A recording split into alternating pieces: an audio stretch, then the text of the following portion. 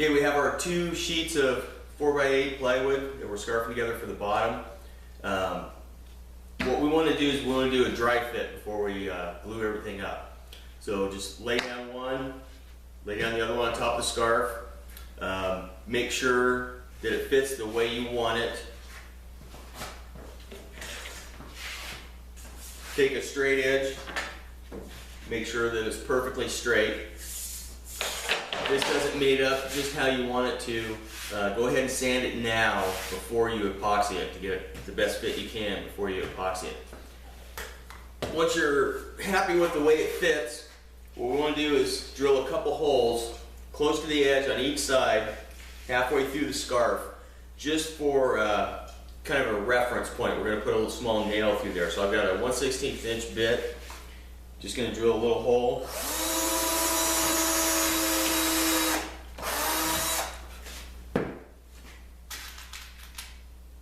Then a really small 1/16 inch diameter nail.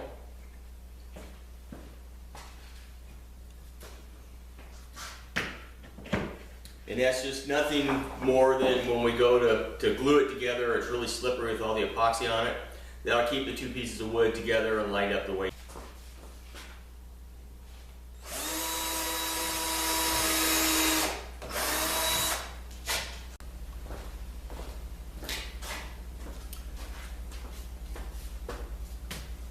After we dry fit the sheets, take them apart, flip this one over.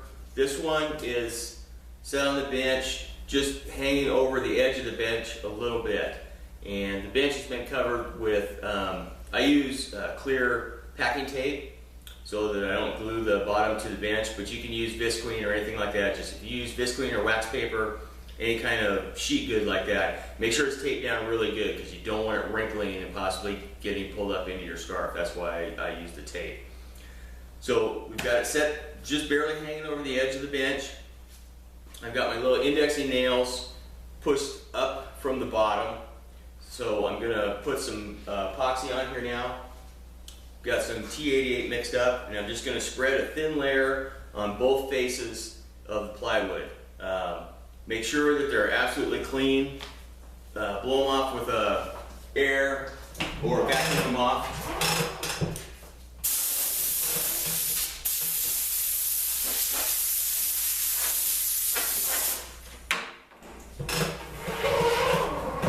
You don't want any foreign substance in there interfering with your bond joint.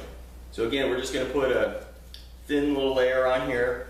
Going to let that sit on there for about an hour. Checking it periodically to see if any of it's soaked in, adding any if we need to. And then after it's soaked in for a little while, we'll mix up some more and we'll put that on a little thicker. That'll help make sure we don't get a glue starved joint. One other thing is I like to make sure whatever side is the most important to me is the side that's up right here on the bottom. That's going to be the inside of the boat because that's the part you're going to see. Just because usually that scarf turns out a little bit better than the bottom scarf. Usually they both turn out pretty good, but sometimes the top one you can kind of keep an eye on it, make sure it's as perfect as you can possibly make it.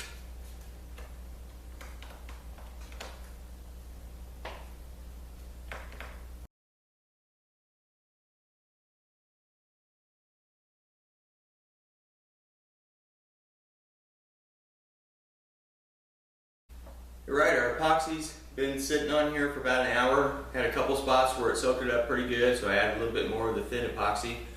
Now I've got another batch of the T88 mixed up. This time when I apply it, I'm going to use a notch scraper. This is a West System scraper.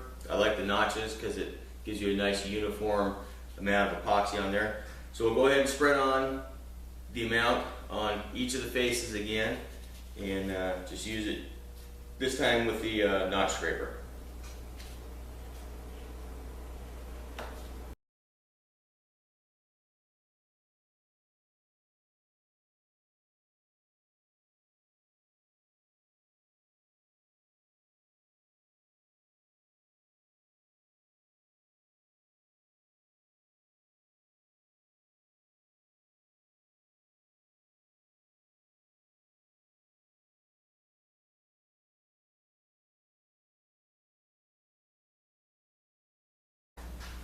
Right, now that that's all on there, we're going to flip this one over, put them together and clamp it up.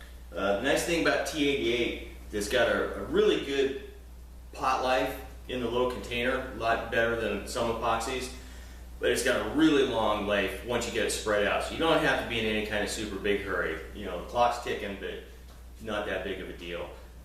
Actually, if you let it thicken up just a little bit before you put it together, just that much better, just less chance of squeezing everything out. Okay, now we're ready to put the two pieces together. Got the epoxy on there, so we're just going to line this up with our nails.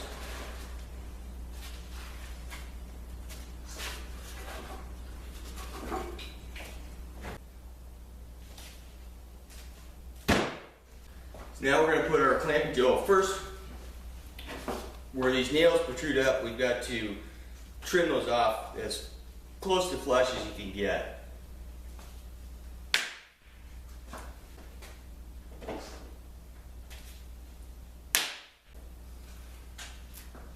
Okay, so we want to put our clamping board on here. It's got packing tape on this side so it doesn't stick.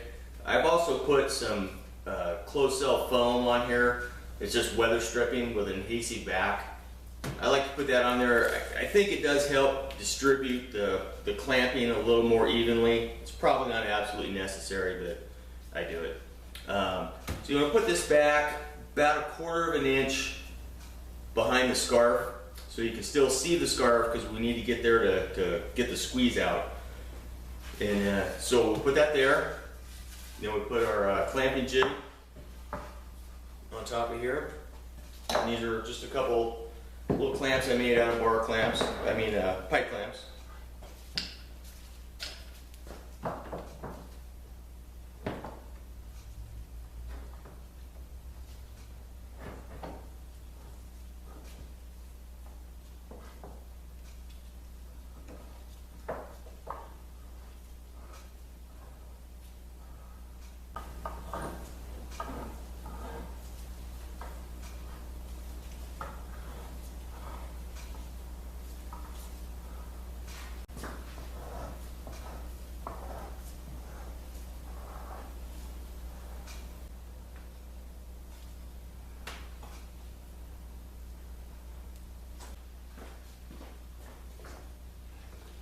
Okay, so the clamp's all tightened up, and then I'm going to zoom in here, and you can see where the epoxy is squeezing out. And we're going to use a little bit of a cut up milk. Okay, so the clamp's all tightened up, and then I'm going to zoom in here, and you can see where the epoxy is squeezing out. And we're going to use a little bit of a cut up milk jug to scrape that up.